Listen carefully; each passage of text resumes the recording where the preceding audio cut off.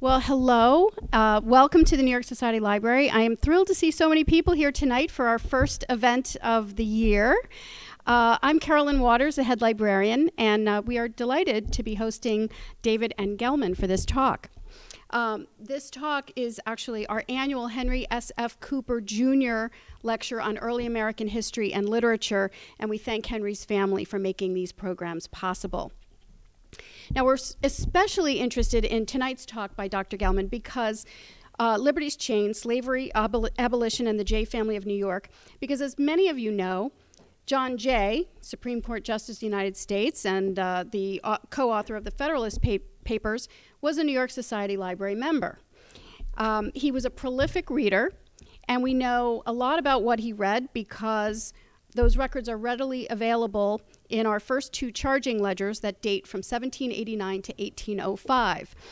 And they have been digitized and transcribed and are available on our website under our City Readers Project. I would encourage you to take a look at that. It's a fascinating project. You can see what books he checked out, who checked it out before him and after him. You could really get lost in this. It's really a fascinating slice of history, which a lot of people don't know about. So I urge you to check that out. In Liberty's Chain, Dr. Gellman shows how the Jay family, abolitionists and slaveholders alike, embodied the contradictions of the Revolutionary Age. The Jays of New York were obviously a preeminent founding family. The personal and the political intersect in this saga, as Gellman charts American values transmitted and transformed from the colonial and revolutionary eras to the Civil War, Reconstruction, and beyond. The Jays, as well as those who served them, demonstrated the elusiveness and the vitality of Liberty's legacy. This remarkable family story forces us to grapple with what we mean by patriotism, conservatism, and radicalism. Their story speaks directly to our own divided time. The book has gotten some excellent reviews from Publishers Weekly. Scrupulously documented and lucidly written, this is an eye-opening look at the complex legacy of slavery in America. And the Wall Street Journal says Gellman is a crisp writer who directs both his central characters and his large supporting cast with clarity and economy without sacrificing into intellectual heft or moral complexity. David N. Gellman is professor of history and co-director of the Asher Office for Undergraduate Research at DePaul University. He is an early American historian with particular focus on efforts to abolish slavery from the Age of Revolution through the Civil War and on colonial North American society. He has won numerous awards and fellowships for his work, and he is the author of 3 other books, including Emancipating New York, The Politics of Slavery and Freedom, 1777 to 1827, and Jim Crow New York, A Documentary History of Race and Citizenship, 1777 to 1877. Please welcome Dr. David N. Gellman.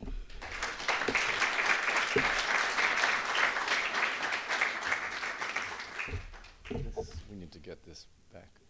Is that back on?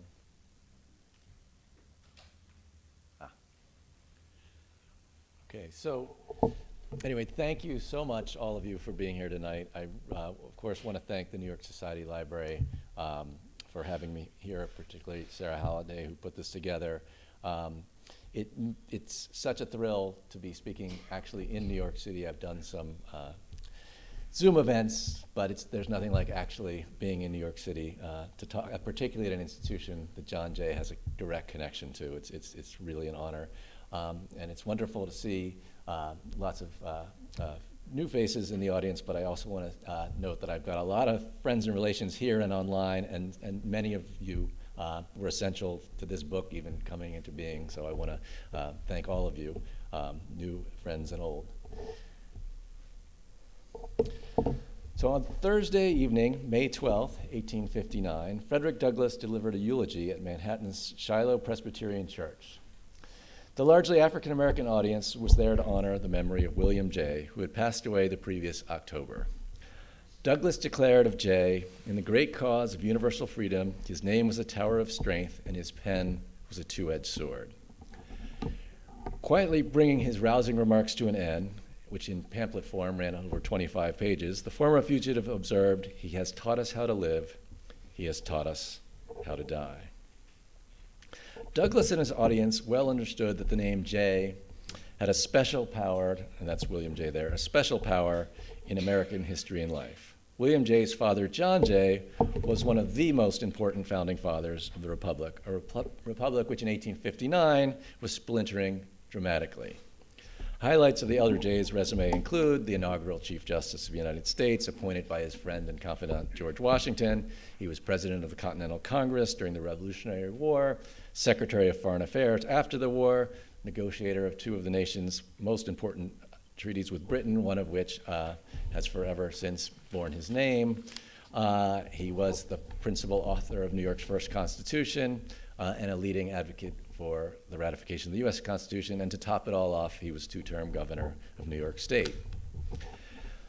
Like almost all of the founders of the first rank, except for John Adams, John Jay also enslaved men, women, and children. His treatment of the enslaved and formerly enslaved ranged from kindness to callousness to casual cruelty. Paradoxically, John Jay had played a role in slavery's demise in the North. In the 1780s, he served as the inaugural president of the New York Manumission Society, one of the world's first anti-slavery organizations. In 1799, he was governor when New York passed its flawed but profoundly significant gradual emancipation law. That his son, William J., had devoted the last two decades of his life to the cause of African American freedom, the cause most likely to rend asunder the nation that his father had such an important role in knitting together, made the J name a lightning rod in the stormiest of times. In his brilliant eulogy here in New York City, Douglass sought to channel that electricity into the ongoing struggle for human rights. I came to Douglass's powerful words relatively early in the 2+ decades that I pursued the story of the J family, slavery, and emancipation. They have remained a touchstone for me ever since. The reason why I wanted to spend so much time with this particular family are many. The Jays afforded me an opportunity to explore a highly consequential century that begins with the American Revolution and runs through Reconstruction, more or less 1777 to 1877, through the lenses of slavery and freedom. Because the Jays were an elite New York slaveholding family, they also afforded me the opportunity to simultaneously explore the stories of the enslaved and formerly enslaved in their midst, people like Abby, Clorinda, Dinah, Caesar Valentine, and Zilpah Montgomery, lived isolated, difficult, sometimes tragic lives in and around the Jay family households, testing and exposing the limits of sympathy, understanding, and justice. The last of the people who had served the Jays as a free person and later as a free servant, passed away in 1872. And this is her gravestone, which you can visit. And I hope during the question and answer we have lots of time to talk about the enslaved members of the household. As will hopefully become clear tonight, the Jays' journey from slaveholders to abolitionists brought them directly and indirectly into contact with a gallery of black activists. Not only Douglass, but William Hamilton, David Ruggles, Alexander Crummell, Louis Napoleon, Stephen Myers, and more indirectly, Joseph Cinque and Madison Washington. The story also has such an expansive timeline because John Jay's progeny, particularly William J. And John J. II, as well as Peter Augustus J., were incredibly important figures in the radical movement to abolish slavery in the decades before the Civil War. As a result, my book, as the introduction noted, integrates and interrogates the transmission and the transformation of anti-slavery values, principles, rhetoric, and tactics. I hope to make the readers think deeply about what we mean when we use words like radical, conservative, and patriot then and now. The work has strengthened my conviction that studying the legacy of the founding alongside the legacy of slavery is not an exclusively Southern issue. We've kind of just programmed ourselves to draw lines like this in our heads, but that really doesn't work when you look at the Jay family. Of course, Thomas Jefferson and George Washington are vital figures in talking about the founding and slavery, but there are other places on the map besides Monticello and Mount Vernon and other stories to tell to help us think more clearly about where we've been in the past and where we may be heading now. And a quick plug, one of the places you all should head is the John Jay Homestead once they finish the renovation, which is not terribly far from here and gives you a very different sense of how founders lived than the southern spots that many of you have also visited. Given our historic location tonight at the New York Society Library here in New York City, I decided it would be appropriate to feature pivotal moments in my narrative that took place right here in Manhattan.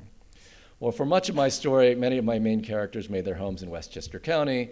It was appropriate that Frederick Douglass delivered his eulogy of William J.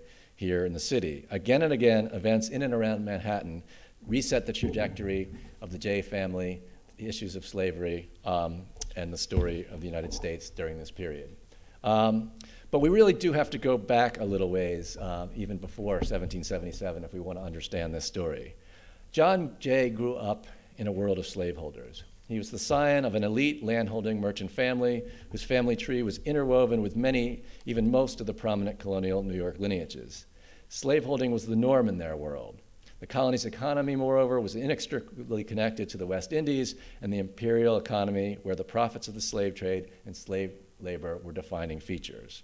So if you're an elite New Yorker in the colonial period, there's no way of telling that story without intertwining it not only with enslaved servants, but in an economy. I mean, New York's first big economic boom was providing grains and other materials to the booming sugar colonies of the West Indies. So these stories are interlocked in a profound way.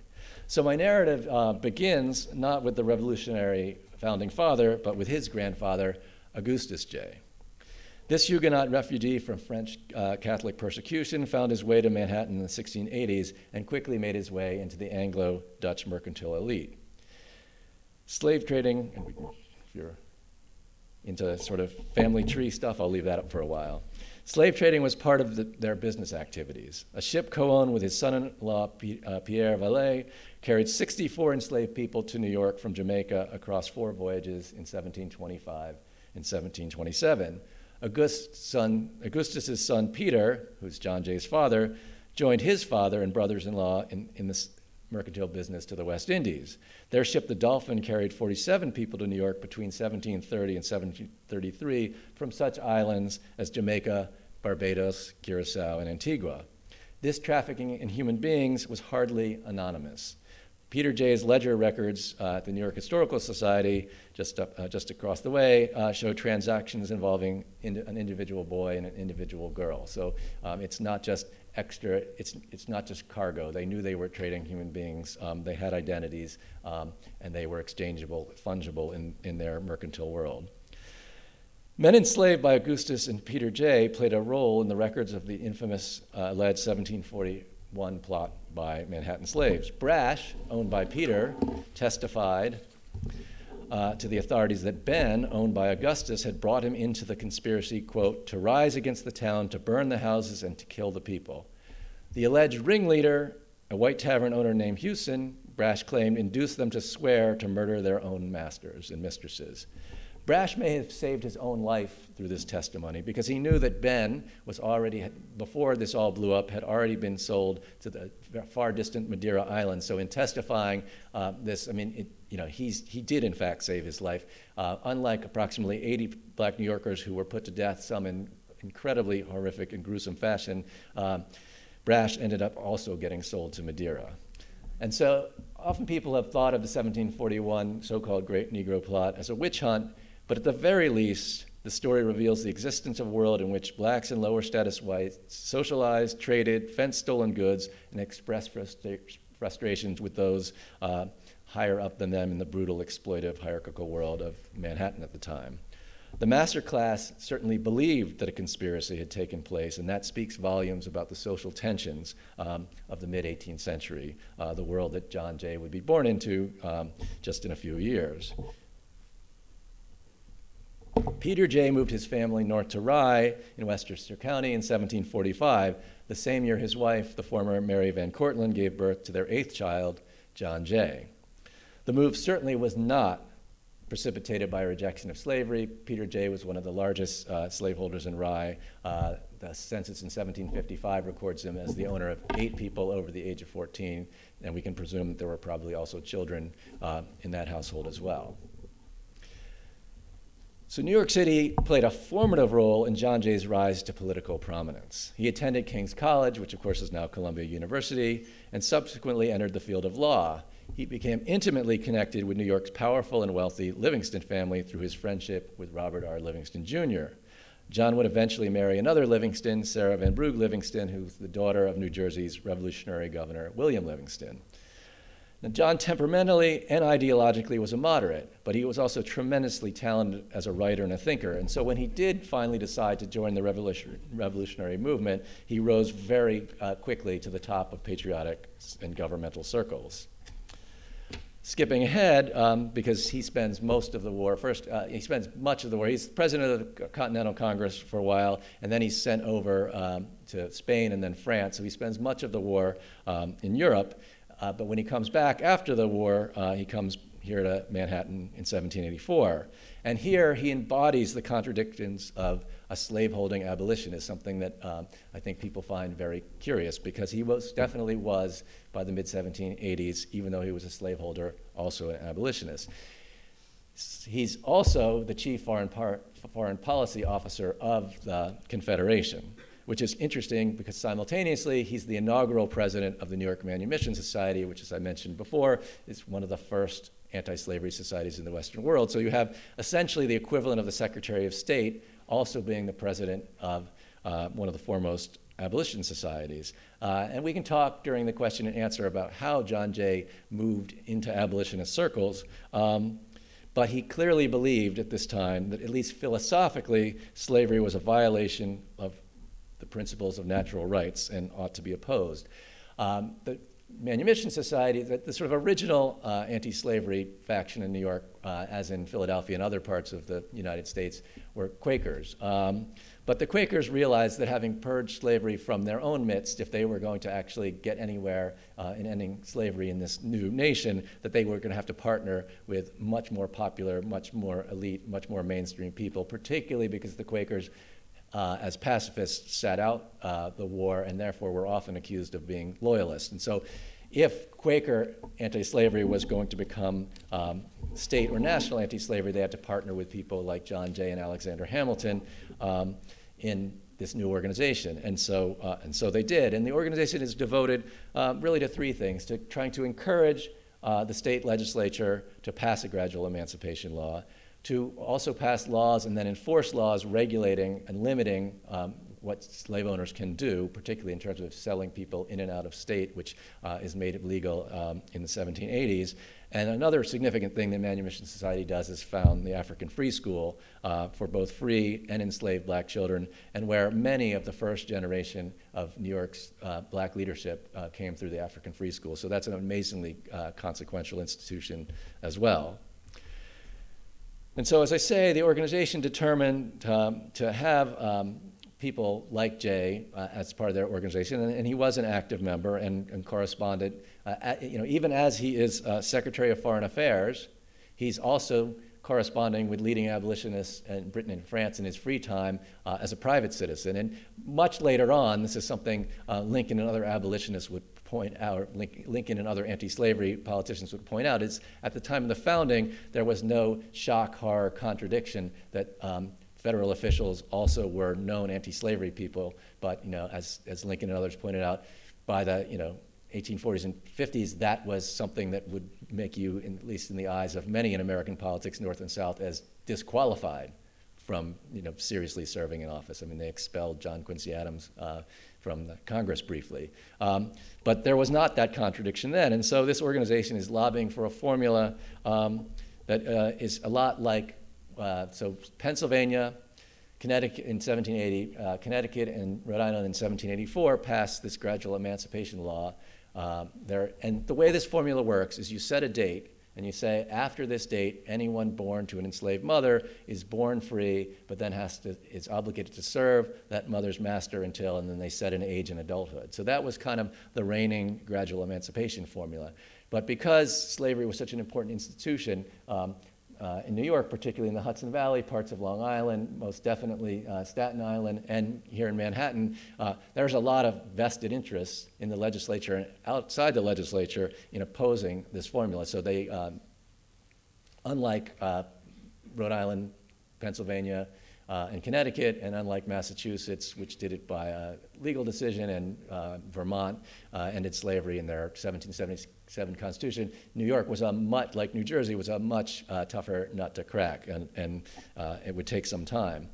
Meanwhile, in Jay's official role as Secretary of Foreign Affairs, he's even starting occasionally to talk to his colleagues about problematic ideas about demanding that the British compensate them, if not with bodies, then with money, for the many enslaved or formerly enslaved who evacuated the British to freedom, mostly in Nova Scotia, at the end of the war. And this is a major political irritant for a long time after this. And John Jay is sort of dipping his toe even publicly or when he's talking to his colleagues about whether this morally makes sense, that slavery is cruelly perfidious, and the idea that you would claim that people should be re-enslaved, he tries to convince members of the Continental Congress is a dubious moral notion. So Jay resigns his position in the New York Manumission Society when he becomes Chief Justice. And here's a bit of it always struck me as interesting that he feels like, the suggestion is, well, maybe he thought there might be court cases and that would be a conflict of interest. It's worth noting he does not resign slaveholding. The 1790 census, the first federal census, shows that the Jay household here in Manhattan had 5 enslaved people. Indeed, in 1790, he purchases a man named Pete, specifically because Chief Justice and all the justices rode circuit. There was no Temple of Justice, there was no Washington, D.C., and there was no big marble building, and there was no large federal judiciary. The Supreme Court justices, when they weren't doing Supreme Court cases, were riding across the muddy back roads of, in Jay's case, New York and New England, and he wanted a servant to tend to him, so he purchases a slave in 1790 to tend to his needs. So there's that contradiction. Although it is also worth noting, so Jay, believe it or not, decided that being Chief Justice was a less appealing job than being governor of New York. Because if you're governor of New York, you don't have to stay in inns and flea-bitten beds and bounce around Connecticut and Rhode Island hearing cases. But he lost, and he lost in part because he was associated with the Manumission Society, and he refused to disavow that association, because there was a sort of a whispering campaign that he's going to take your slaves away because he's associated with this organization. And he said, it's a gradual process, but I will not disavow the principle. So again, full of contradictions, the whole notion of a slaveholding abolitionist. Significantly, his nephew, to whom he was very close, Peter J. Monroe, and his oldest son, Peter Augustus Jay, both became leading members of the New York Manumission Society. And this is a very close family, so it's not like this is an act of rebellion. He knows that they're members of this organization. And as lawyers, they're very active as counselors in getting involved in cases to pry individuals held enslaved illegally, or violating various aspects of the legal code. So for example, Peter J. Monroe wins the freedom of a woman named Lucy Garrett from Westchester County based on the assertion that her mother was a freeborn Native American woman. And even after New York passes its gradual emancipation law, because it's a gradual emancipation law, this legal work has to continue. So in 1802, Monroe did work on behalf of a man named Abram Ennals, who was from Maryland, had been freed in Pennsylvania, but was claimed as property by a North Carolina man. And so sort of putting together these sort of chains of causality is a way of guaranteeing someone their freedom. Freeborn mother, a previous manumission, and you need legal talent, and the Jays provided that. So that it's important to go back to Missouri here.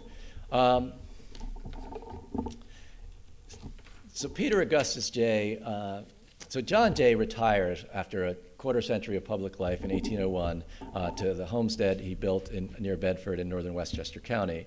His son Peter Augustus Jay, meanwhile, remained politically active in New York City.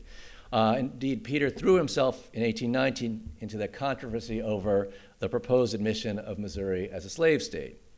Addressing a packed meeting of 2,000 people in Manhattan, he asserted that the U.S. Congress had the necessary authority to block the westward expansion of slavery, and according to a newspaper account, discussed, quote, in a feeling manner, the cruelties of slavery and the evils which would ultimately result to this country if not prohibited. It is surely not a coincidence that the next day his father wrote a letter, and back then when you wrote a letter, you knew it was going to get published. I mean, it's not a secret letter. He writes a letter to another activist, and probably the last overtly political thing that John Jay does in his life, even though he lives another 10 years. He writes a letter where he sort of throws his historical and legal weight around and says that he advocates for the gradual abolition of slavery, and he affirms the constitutionality of blocking Missouri's admission on anti-slavery grounds, and he also labeled slavery as discordant, quote, with the principles of the Revolution.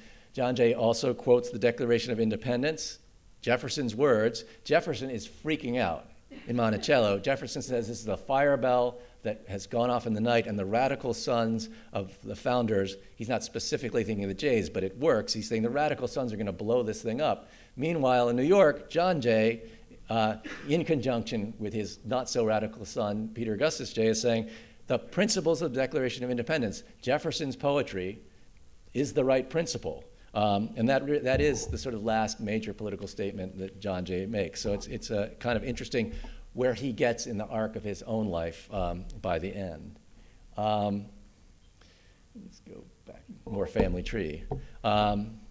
So as I indicated in my introductory remarks, John Jay's second son, William, would carry the flame forward with the most intense moral vigor. And William Jay did not get a eulogy from Frederick Douglass because he was a gradualist, because he was cautious, or because he was politically calculating. By the mid-1830s, William Jay found his way into the camp of the radicals, that second wave of abolitionists who called for slavery's immediate end throughout the nation. These radicals reasoned that slavery was a sin, and the time to stop sinning is now, not 10 years from now, not gradually, now. They believed that the most moral and the safest course of action was for southern states where slavery was not only surviving but thriving, for those lawmakers to put an immediate end to the institution and to free all their slaves at once. And this was a radical, radical position. And when the likes of William Jay identified himself with this position, you can imagine, came up for a lot of criticism, as I'll note in a moment. Now, William Jay wound up in the radicals camp ultimately for a couple of reasons. He had been moving in that direction, but his son and racial violence in Manhattan are kind of what pushed him over the edge.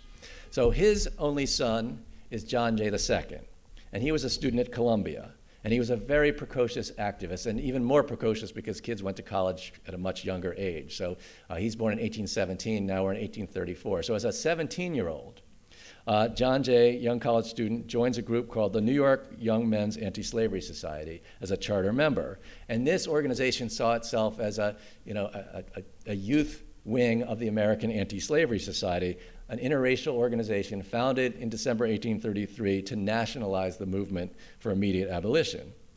And that movement was spearheaded by a band of New Englanders under the leadership of William Lloyd Garrison.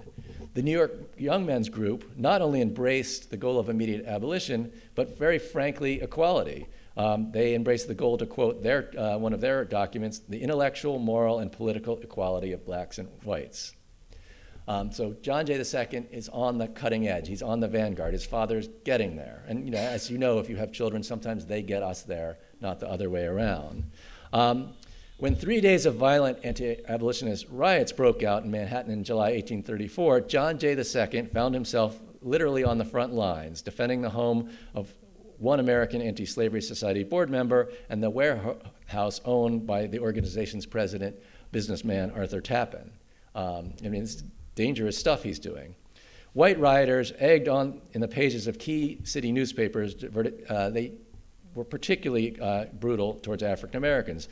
Churches and schools came under attack. In the integrated 5 points section, mobs beset black homes while leaving white homes unmolested. Black-owned businesses were targeted, and all of this was driven by rumors that abolitionists were sponsoring interracial marriages and the reality of abolitionists cooperating across color lines, which shocked respectable elements like these newspaper editors and inflamed lower classes dead set against black social equality.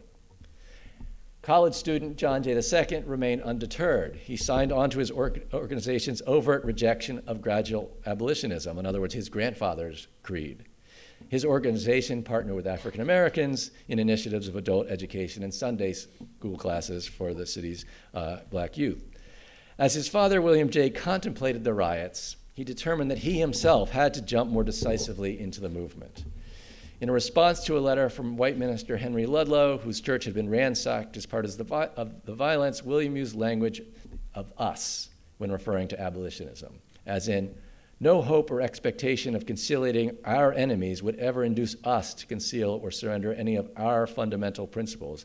The violence was intended to intimidate us. So now abolitionists aren't them, they're us. He's fully in. And the next year, he becomes a board member of the American Anti-Slavery Society, headquartered here in New York, and a very prominent abolitionist. And abolitionists, like Garrison, are thrilled, but critics are unrelentingly harsh. William Stone, editor of the Commercial Advertiser, likened immediatism to a sickness, quote, a contagion like cholera.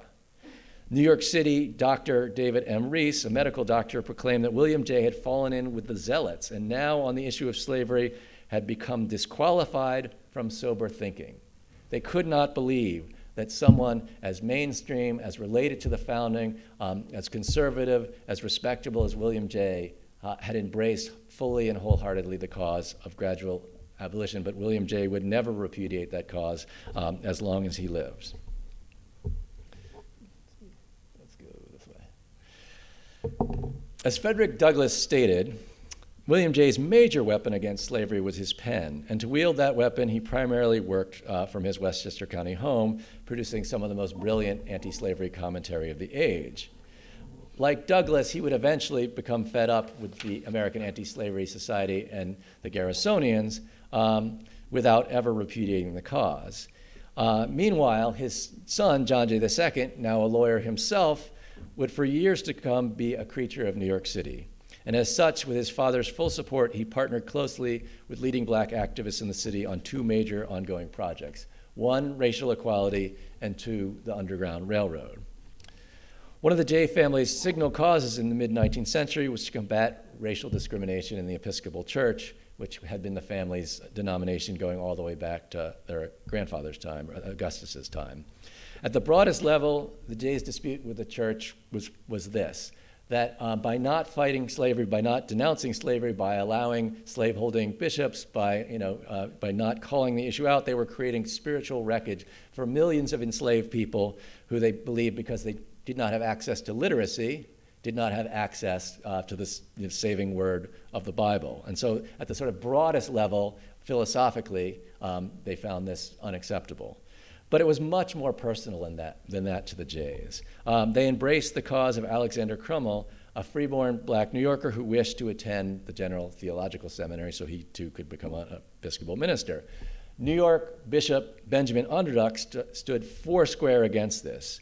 The Jays assisted Crummell, who went on to become one of the most important African-American thinkers of the 19th century, in getting his education and ultimately his ordination. Meanwhile, much to Bishop Underduck's peril, he made a permanent enemy of the Jays, and you do not want to cross these people. One of John's major causes in the 1840s and 1850s was to get the African-American Episcopal parish, St. Philip's, here in Manhattan, admission on equal footing, or admission at all, to the state convention, and they had been denied that since the parish's founding. That was sort of the unspoken deal that Trinity Church would sort of subsidize this black parish if they agreed not to sort of seek equality within the church, and the Jays found this completely unacceptable. As a group of black New Yorkers praised John Jay for calmly choosing the almost deserted pathway of philanthropy and freedom. He repeatedly, much to the chagrin of the Episcopalian hierarchy, convention after convention, he would bring motions for this, for admission. And eventually, with the support of important people like James McCune Smith, a pioneering African-American doctor here in the city, eventually in 1853, they got their way and St. Philip's was admitted on equal terms. Other things John Jay II did to make himself unpopular with the elite men of his class were sue the local medical college, the College of Physicians and Surgeons, because they expelled a man named James P. Barnett in 1850 once it was determined that he had mixed racial ancestry. And Jay both negotiated with the med school and took this to court, ultimately unsuccessfully, although Barnett eventually did graduate with a degree from Dartmouth. But taking on institutions like the med school, when you're a Jay, when you're John Jay II, when you're an elite lawyer, is really pushing the envelope at this time. Most notably, John Jay II was the go-to pro bono lawyer in New York City for fugitive cases, both before and after the 1850 Fugitive Slave Law. And some of these cases are quite dramatic. He worked with black activists like a man named Louis Napoleon to keep their eyes and ears peeled for information of opportunities to help people accused of being slaves. So in 1846, for example, he helped a Georgia fugitive, George Kirk, getting his release by basically convincing the judge that there was a conflict between state and federal laws that made this not their purview. In 1848, he got a man named Joseph Belt his freedom by saying that essentially when the people who were claiming Belt as a slave seized him, that they were essentially guilty of kidnapping and therefore illegal enslavement, and since slavery was illegal in New York, rather than the slave catchers taking Belt back south, they were basically accused of kidnapping, and Belt got his freedom. In another case, a group of Brazilians who were identified as being as held as slaves in a ship in Manhattan's harbor, there the tactic was delay, keep cases, motions going in court long enough for someone to spirit these captives out of their jail cell and to freedom. This stuff could be very dicey, and they didn't always win. Or sometimes you had to sort of make a devil's bargain. In the case of a man named James Snowden, they determined the best thing would be to have him plead guilty to larceny and go to state prison rather than be taken back into slavery, and then to try to appeal for his release later with clemency. In 1852, in the case of Horace Preston, Preston's Maryland, or the man who claimed Preston as an owner, got so mad at John Jay's line of questioning that he punched him in the face in court. And yet, and it is it's sort of shocking, and I know I have some lawyers in the audience who hopefully have not been punched in the face, but it didn't work. He still lost the case. It's slaveholding violence. It's sort of like a mini version, a much less, debilitating version of Preston Brooks caning Sumner on the floor of the Senate. The violence doesn't necessarily mean that you win the case, that justice prevails. The most famous fugitive case that John Jay II was involved in is the so-called Lemon case, in which he got a family of 8 enslaved people their freedom. They were from Virginia. The owners, the Lemons, wanted to take them to Texas, but they came to New York because that's how the sort of shipping routes went. They brought them on land. Louis Napoleon tipped off John Jay II, and so Emmeline, Amanda, Anne, Edward, Louis, Nancy, and twins also named Edward and Louis, won their freedom on the grounds that as soon as they left the ship and entered the free soil of New York, they were free. Now, of course, the Lemons were going to appeal this case, so a network of black and white abolitionists funded their trip to Ontario, Canada, where they settled in a free black community up there, rather than risk the fact that this case would be reversed on appeal. William Jay sent his son $50 in support and wrote, "I bless God, my dear son, for loving and serving the poor and oppressed, regardless of the scoffs of a vain and wicked world." As you might suspect, William Jay was more than a cheerleader for the Underground Railroad. He was also a participant. It's hard to get information because this is illegal activity, so you don't have reams, big files of this stuff. There are exceptions, but it's hard to track this down. But there is a note in 1754 where William Jay writes Sidney Howard Gay, a white abolitionist editor and leading Underground Railroad figure in New York City, quote, "I have a fugitive who wishes to go to Boston via Albany. Do give me by return mail the names of one or more in each place to whom a consignment can safely be made." Shortly after William Jay's death in 1858, Stephen Myers, the leading black Underground Railroad activist in Albany, reported to John Jay II that in the last 8 years of his life, John Jay had delivered no less than 9 fugitives to him and referred to the deceased William Jay as, quote, "a true friend of humanity." Indeed, one of the reasons that Frederick Douglass lauded William Jay and said that he taught us how to die is something extraordinary William Jay did in his last will and testament. He left his son $1,000 to support his work on behalf of fugitives. That is substantively a lot of money, one, but two, that number, $1,000, is not accidental. That's what you could be fined as a Northerner under the Fugitive Slave Act for abetting fugitive slaves. So William Jay knew that this bequest was unusual. He knew it would be made public. He knew the power of his name, and indeed it attracted a lot of attention. The New York Daily Tribune, which was on their side, said this was probably the first bequest of its kind in the country. The New Orleans Daily Picayune fumed that this action, quote, was one of the most noticeable examples yet given of Northern fanaticism. Frederick Douglass labeled the gift, quote, a burning protest and a sublime prophecy. As Douglass himself suggested, the latter Jays transcended and surpassed the distinctly mixed record of the founders like Thomas Jefferson and George Washington. Douglass did not mention John Jay by name, but it's clear that William Jay, in Douglass's mind, surpassed the moral legacy of the founders. Unburdened by the hypocrisy of owning people, William and John Jay II were free to use their famous name, their wealth, and their prestige any way they desired.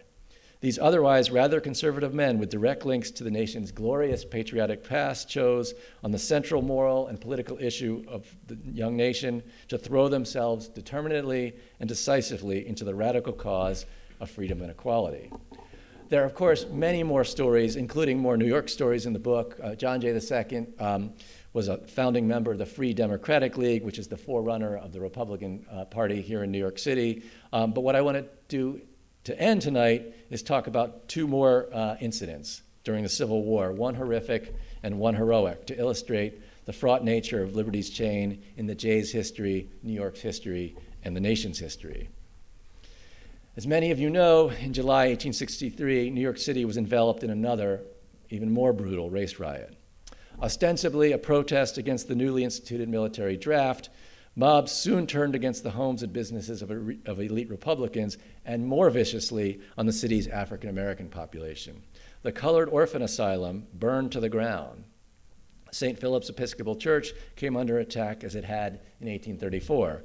Lynchings and bodily desecrations occurred in the streets. Chaos persisted for 4 days. A fifth of the city's relatively small black population fled, and little was done to punish the perpetrators of this mass violence and disorder. Once again, John Jay II was front and center. During the riots, he lobbied the mayor and the general in charge of the city's military defense to move more strongly against the rioters. He also helped to raise funds to repair and restore damaged black institutions.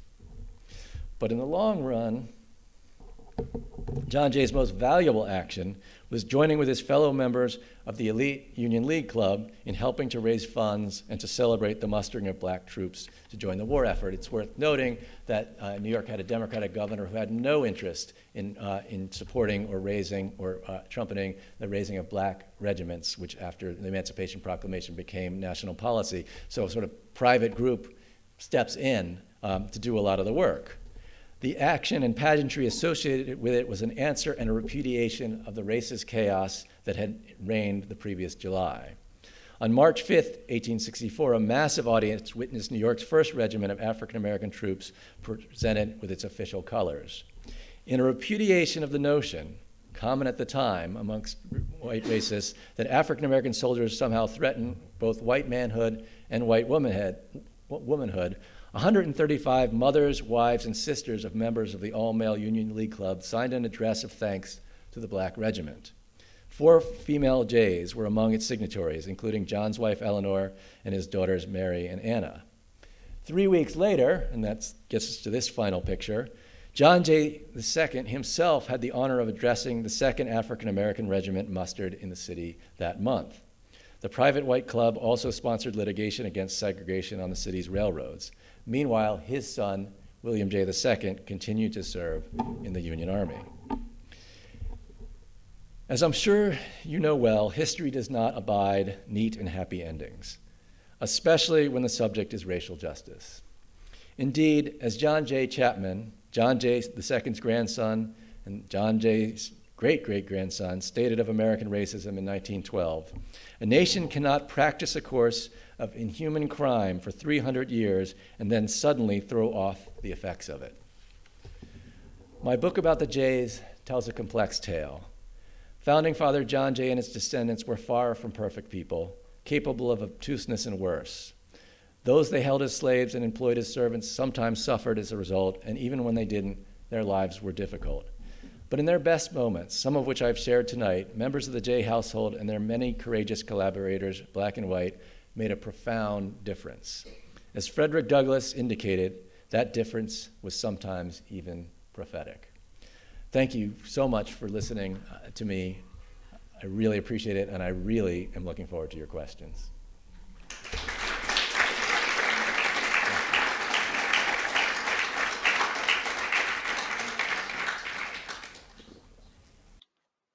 I have former students in the audience, and I could call on them. I think that might be unfair, so I'm gonna just take the first counter. Yes, Melissa. Okay. You promised to give some detail about some of the enslaved people in the J household. You want to tell us about Zilpah or Abby or whoever you choose to start with? I mean, yes, there's so many stories. I mean, recently, because there was an excellent travel piece in the New York Times travel section, Martha Jones wrote about Abby, and I had done a lot of research on Abby. And this is the woman, she was part of the William Livingston household, and so came into John Jay's household when they were married, and they bring her with them to France. They also buy a young man named Benoit in Martinique on the way. So again, even though John Jay's starting to talk about wishing that the state constitution of 1777 had made some sort of statement on slavery, what their actions are is they want the service. And so they bring Abby to Spain and then to France, where she's absolutely essential. And she's been separated from her own husband. And they know that. Meanwhile, Sarah Livingston Jay gives birth more than once and has this servant doing incredibly important emotional and physical labor for her. And she's being carried around Europe. They get to Paris, where the peace of Paris that's negotiated with the British takes place. Abby gets fed up because a French servant that they've hired is cruel to her. I mean, we don't know exactly how, but clearly sort of muscles in on the household, and she feels offended. She feels hurt. She's given up. She's separated from the world she knows to serve this family, and she feels she's not being treated well. And so she takes wage work in the neighborhood as a laundress, leaves the household. John Jay, the treaty having been concluded, is off in Bath in England, leaving his wife. I mean, the gender aspect of this is also kind of very troubling as well. He's off vacation. He's done his work negotiating the treaty, leaves his wife and their small family. Sarah Livingston Jay contacts Benjamin Franklin, who has all kinds of contacts in Paris, having been there, for years and years. And Benjamin Franklin says, "Well, we'll teach her a lesson. I'll have her thrown in a jail." And they do. This is Benjamin Franklin's idea, to teach her a lesson. And then a young Peter J. Monroe, who's kind of like a junior secretary on the trip, about 14 years old. I mean, he kind of does shuttle diplomacy, and that's how we know a lot about this. He's talking to Abby, he's talking to Sarah, he's trying to figure out what's going on. John Jay, when he hears of it, and this is that obtuseness that I referred to, it's like, I don't understand what she's thinking. I don't understand why she's doing this. I mean, you can live in a household with someone, and the servant, the slave, the weaker person has to know everything about the person in charge, but they don't have to know how she feels and how she thinks. Well, to get to the chase of this tragic story, she gets sick, really sick, probably pneumonia, and they panic and they bring her home, but she dies. Which is full stop tragic, right? I mean, she played a weak hand. She had a weak hand to play, but she played it and it did not work out. Obviously, Abby did not do this thinking that this was going to be the end of her. The white Jays, again, are very obtuse. John Jay is very concerned about his wife's, emotional health, because this is traumatizing to her. And he said, "I don't understand what she was thinking. I told her when we returned to the United States that I would free her." Now, who knows whether he did tell her that, or whether she believed him, or how that promise was proffered. But to me, the sort of most resonant part of the story is, and I think we get this from a letter from Peter J. Monroe, the servants, black and white, think the house is haunted. And what does that mean? That means that an injustice is unresolved, a death is unresolved. That's what a haunting is, right? You don't have to believe in ghosts to understand why that's significant, that the white and black servants upstairs in that sort of grotto in the attic think that the house is haunted. The white jays don't catch that clue either. And you even say, we laughed at them for, for their, I don't know if they laughed at them literally, but we laughed at their sort of silliness. But, they were saying something. They were saying something wrong, something that shouldn't have happened. And so that's one story that's harrowing. Zilpa's story, which has the longest arc, because as you can see, we have the image up anymore, but we have her gravestone, which is still there today. So she is born to a woman named Clorinda, who originally is enslaved by Peter Jay, John Jay's father. Comes in and out of the family, but is essentially long-term slave of the Jay family. Her daughter Zilpa is with her. She definitely lost at least one other child. Zilpa gets pregnant, and John Jay basically decides he doesn't want her now. She's fairly young. Also, generally speaking, John Jay is very uncomfortable with pregnant enslaved women in the house, because then or ones with small children, because then their attention will be divided, because it's not the only time where once he hears someone as a small child or is pregnant that he's like, I'd like to sort of move this person elsewhere. So they kind of banish Zilpa to a Livingston relative in New York City. And the child dies around age 2, and Clorinda, in an act of incredible bravery, because again, she has no leverage, right? She can't make them do anything. Lets it be known that can Zilpa come back? And John Jay, with the help of Peter Augustus Jay, who's in the city, and they decide to bring her back, only because, of course, she's lost the child. And so she comes back, and interestingly, when the state legislature, so I referenced the 1799 gradual emancipation law. In 1817, the state legislature is getting ready to pass a law that says by 1827, anyone who is still enslaved will be free, 10 years from now.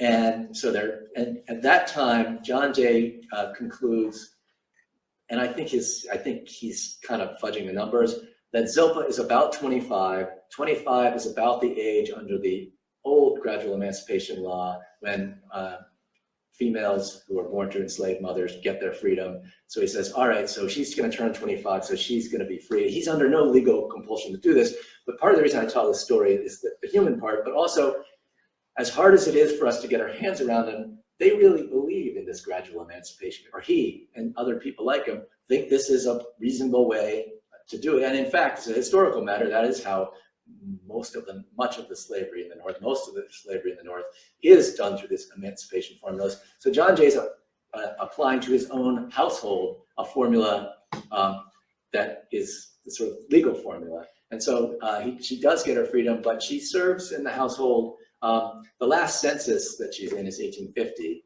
I know that John Stockbridge, the local historian, has more information that I wish I had that I would be in the book. And this is the great thing about writing a book, is once you write it, you find out, and other people find out where the holes are and where the further parts of the story are going to go. So at some point, she is no longer in the household, but in William Jay's last will and testament, he says, when she dies, she is to have, a stone in the Jay family burial plot. And when she dies in 1872, while John Jay II is ambassador to the court of Vienna, to the Habsburg Empire, she dies, and that promise is kept. And Zilpa Montgomery is laid to rest with many of the people I've mentioned in today's talk. And so her story is the longest trajectory. There are obviously many other stories to tell, but I think I'll stop there, because I bet there are other questions. Yes, Betsy. My question should probably be the end of the night, so if you want to bookmark it, that's fine. I am blown away by all of the research. I'm curious, and I hate to say this, but what are you doing now? Is it an extension of that? That's a great question. One of the things I want to do, and I've mentioned to a couple people tonight, is because the New York Society Library has the books that John Jay, or they don't have the books, but we know what books he checked out. And most of that period is while he's Chief Justice. I thought a very self-contained project, and after this one was not self-contained. Like my children cannot remember a time when I was not writing this book, and they're adults. So I need a self-contained project. And so I was thinking I should read what John Jay checked out alongside his Supreme Court decisions and try to think about the literary John Jay, and whether maybe there's no resonance, that's a story. Maybe there's inferential resonance, but to sort of put those two kinds of documents in the conversation, I thought would be a nice way to kind of cap off this part of it. But I'm taking any and all suggestions for long-term projects because I think I would be, I'll be very happy when I have my next book project. But that's my next sort of doable, self-contained idea, and we'll see. I promise I will tell you. Yes. Question from the live stream here. Did the wives of William and John Jay II have any influence on their husbands' attitudes and policies, either pro or anti-slavery? Great question. Great question. So Augusta Jay, William's wife and John Jay II's mother, very pious woman, a very sort of, the Jays on gender are not what, and there was lots of women's activism at the time, and they're not for it. And one of the reasons why William and John Jay II leave the American Anti-Slavery Society is the American Anti-Slavery Society commits to women's equality within the organization. And that's kind of the last straw for the Jays and many other abolitionists. And there are other reasons why they split, but that was one of them. So Augusta Jay, I mean, she does some local charity work, but she's much more behind the scenes, but she's incredibly, she loves her father-in-law, John Jay, and she writes, when John Jay II is pretty small, she's like, you are so lucky to have this name, and you have to go, and as the only boy in this family, you have to go and make, this name mean something. Like so that's sort of, which is a lot of pressure. I mean, he did it, and it's not quite as bad as, what John Adams said to John Quincy Adams, which was like, with all the things we've given you and all the benefits, if you don't become president, your life will be a failure. They don't go that far, right? But then again, luckily for, John Jay II, his grandfather wasn't president, just Supreme Court justice. But there is this sense that that particularly in the male line, right, that his mother, the daughter-in-law of John Jay, encourages that, as the males, you have to go out and make a mark on the world. That's like an obligation. It's interesting, at first, when the riots happened, Augusta Jay kind of writes about the abolitionists as troublemaking rabble-rousers in New York. I mean, you can think, right, her son is at risk, right? It's a very human reaction at first, like this is dangerous. But when William comes around, the whole family, men and women, come around, and they come around all the way, but much more in a supporting role. I mean, as I say, William Jay's thinking on gender is pretty backward. I mean, so he was a college classmate of Sarah and Angelina Grimke's brother, the famous South Carolina turned Northern abolitionist. And he does write Angelina Grimke, well, because you're a Quaker and Quaker women are allowed to preach, it's okay that you're in the public, but other women, non-Quaker women, actresses, that's bad. So he's not enlightened in that way, but behind the scenes, certainly Augusta is very supportive. John Jay II's wife, John Jay II is a much more conventionally ambitious person than his father. William Jay is more of a scholar, again, a fighter with his pen. John Jay II is very ambitious, and when he sees the way that politics is going, so the birth of the Republican Party and the impending Civil War, John Jay II thinks, oh, these two things that have been going like this, anti-slavery and the legacy of the Republic, they're going like this, they're snapping back together. And this means that the Jays will no longer be, for being anti-slavery, outsiders. They'll no longer be sort of betrayers of their wealth and class, that these things go together. And he's very ambitious. And he really wants an ambassadorship during the Civil War, really wants one. And so does his wife. Eleanor Kingsfield J. Really, Kingsland Field J. Yes, got it. Really wants him to get it and writes Charles Sumner, who has been a longtime associate of the Jays, but is from Massachusetts. And the way patronage works, you take care of people from your state. So no matter how close John Jay II and Charles Sumner were, and they were pretty close, he does not deliver. I mean, and John Jay II's wife, Eleanor, does write basically like, he wouldn't be happy knowing you're that I'm writing this, but you really owe him. Which is, I mean, like, and I mean, Sumner doesn't deliver, and it leads to a rift. So, you know, there's certainly an awareness and a partnership, but you know, other than things like that letter that I cited, where that is an explicitly female space, like the wives and daughters of elite New Yorkers are going to say to this Black regiment, you know, our hopes and dreams and pride are invested in you. So that's sort of a female space that's created, but they're encouraged. The J daughters, and there are a lot more daughters than sons, are encouraged to be educated and sophisticated and moral, and to not just sort of follow blindly sort of along the sort of elite path that almost all their peers are on, but they're not encouraged to be public figures. And so that's a really great question. Thank you for that. Yes. I'm curious about when they were in Vienna. What was that like? You know, actually, it was Can you Stoltenberg. repeat the question? Yeah. Oh, the question is, what was it like to be an ambassador in Vienna? At that time. Yeah. Who was the, So this was when the Habsburgs were very much, you know, in charge. Which Habsburg? Yeah. Franz Joseph. Okay, yeah, see, someone with, yeah, I need a Europeanist to get on that. He found it, this is one of those careful, you know, careful what you wish for, or the dog catches the car. He finds it stultifying. There's nothing to do there. American Habsburg diplomacy is not front burner stuff. I mean, he wanted to be in London, but he would have been, he's far too volatile and intense to have been an ambassador to a place, I mean, where, I mean, he speaks his mind in ways that would not have served Grand administration well in London.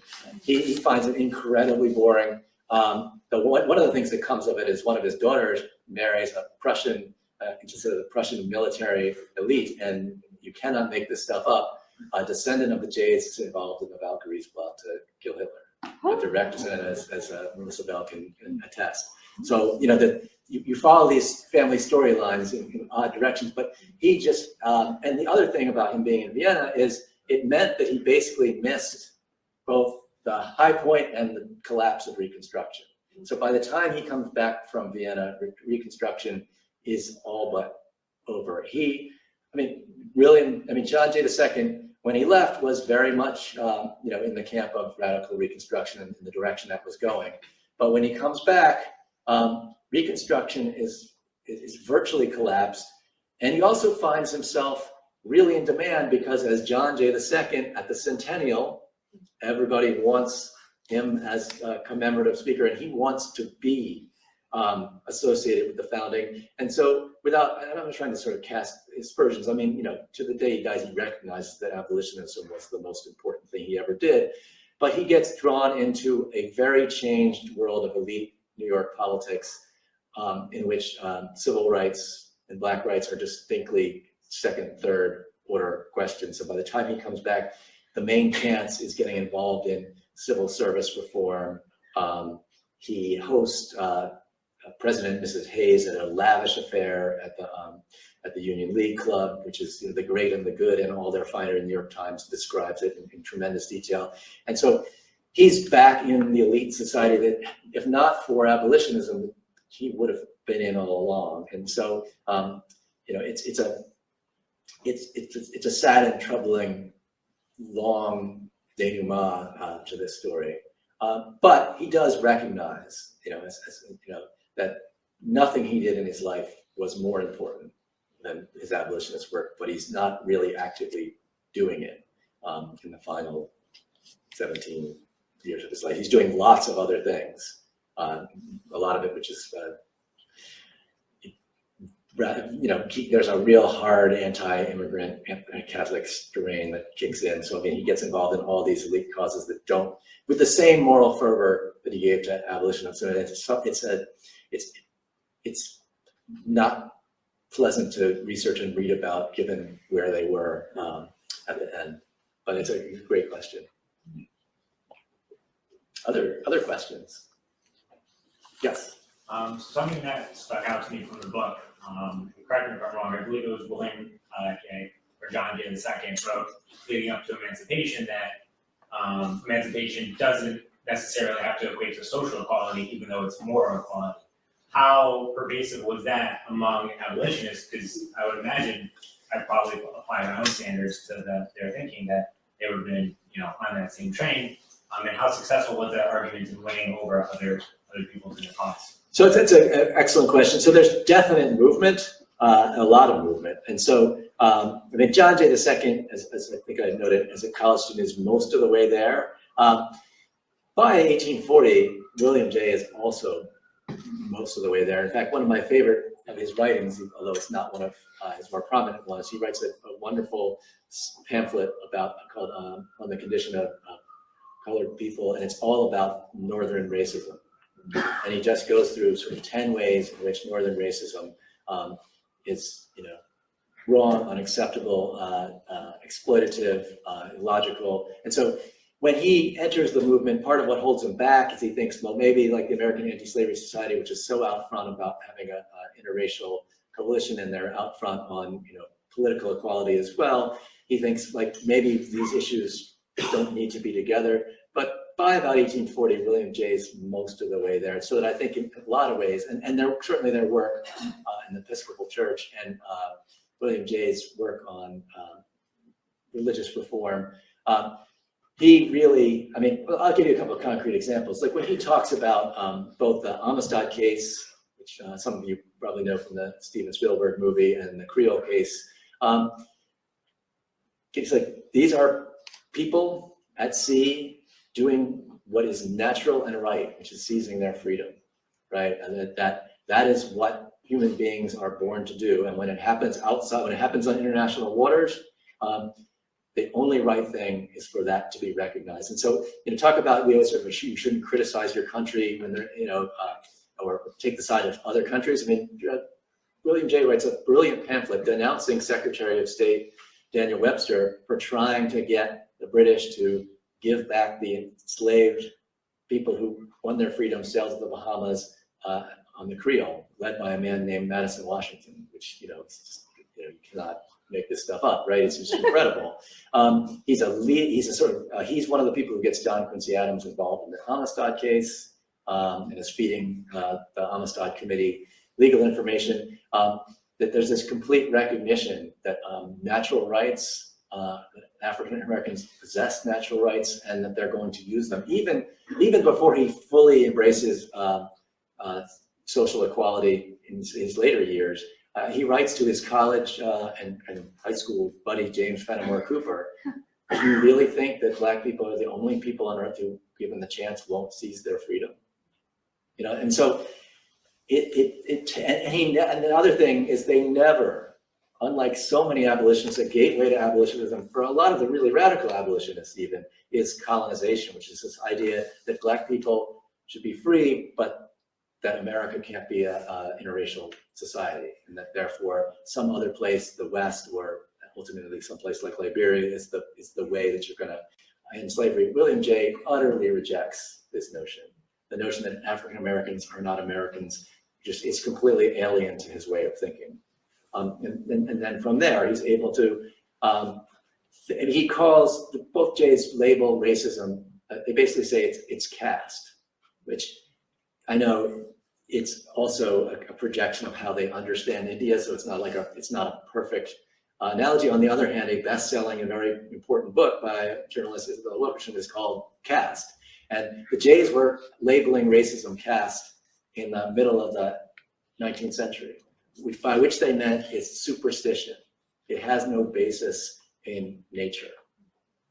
And so they're in the grand scheme of, and I don't want to whitewash but even amongst radical abolitionists, there's plenty of room for them to have been better, to have been less condescending, or certainly the Garrison Frederick Douglass rivalry is troubling, and not just because two great men are criticizing each other, but there is some condescension. So it's not that I'm saying any of these people are perfect, but the kinds of things that we associate with the civil rights movement, like fighting segregation in schools and on public transport, are the kinds of things that the most committed abolitionists white abolitionists are collaborating with Black abolitionists on, which is really important, right? That it is an anti-racist struggle, and they understand that at some level you can't end slavery if you are going to sort of walk around in your headspace with racist assumptions.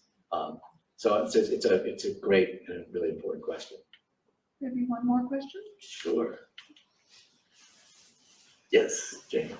I'd like to know what motivated you to think this particular topic.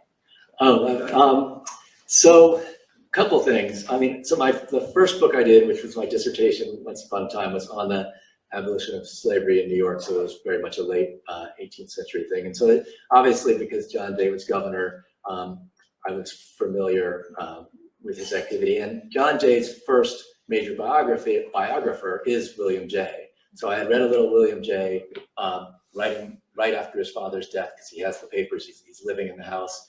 And they were kind of interesting to me. And then my college roommate, Dave Quigley, who a few people in the audience know, and I gave papers at a conference on the 1821 New York State Constitutional Convention, which is where New York basically virtually disenfranchised African-American men at the same time that they made voting almost universal for white men.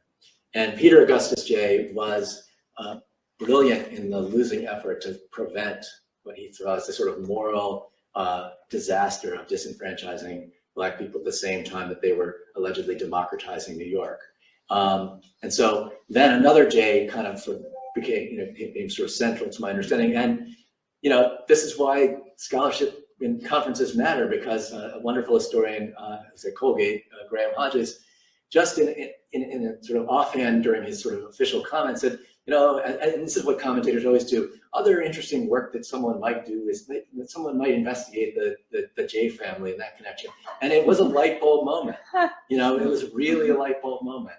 And then personally, that being a parent, I had a 4-year-old and an infant, and you think about things differently when you're a parent, and you think about what is legacy, what do fathers and children and mothers and daughters, and how do values, so that whole thing that I think we started off with, the sort of transmission and the transformation of values, it became very personal, that you have to think about that, and then you think about what you got from your family. And I've been fortunate to get a lot of wonderful things from both sides of my family, including a real commitment to these kinds of issues. And there are people here who can testify to that. And then it just becomes so fascinating. And then you can't stop, right? It just becomes so fascinating. And I thought, when I look at some of my original grant proposals and fellowship proposals, I think if you give me this money, I'm sure, and you say it sincerely, I think I'll have this done by 2004. But what happens is you just keep, the archive is endlessly, for a person like me, endlessly fascinating and seductive. But also when you're doing family history, something I've learned is families have branches, and you want to know what's going on with this person, and you want to know, even if it's not, even stuff that doesn't get in the narrative, there's sort of that reduction. You want to know about what they write, not just about slavery, but what they write about health and the weather and the farm. And because even though you don't write about that, it helps you understand where these people come from and how much they love each other and what they love about each other and where they disagree. And so you feel like, I got to know these people. And then what happens is you realize, oh, I thought it was just like a little John, William, Peter thing, and but got to go deep, got to go all the way back to Augustus. And then you sort of discover, wow, this John Jay II guy I think is like way more central. Like I thought that was going to be like a last chapter, because I had this sort of notion that this was some sort of this mistaken notion that it's a simple relay race. You just one generation pass the baton to the next, and then you start thinking these people are alive. They're overlapping their lives. They're in the same dining rooms. They're in the same houses, and so this is not a simple relay race. They're running alongside each other. That different people die at different times, and then you just want to know as much as you can know, and that's why I got all the way to this guy John J. Chapman, and it's a good thing I don't. Some of the J descendants have told me things that I thought, I'm glad I didn't know that, because I'd still be, I'd be in the 1950s right now or something. So at some point you got to say, this is enough, and hopefully someone else will, pick up the story from there. But it was truly a joy and a labor of love. I mean, I love, even when they do things you don't want, I love being in their company, and that, is part of the joy of being a historian. It's the joy of being a historian is keeping the company of people that you don't know and will never meet because they're not here and they're not now, but yet you get to spend time with them, and it's just been like one of the great pleasures of my life. Wow.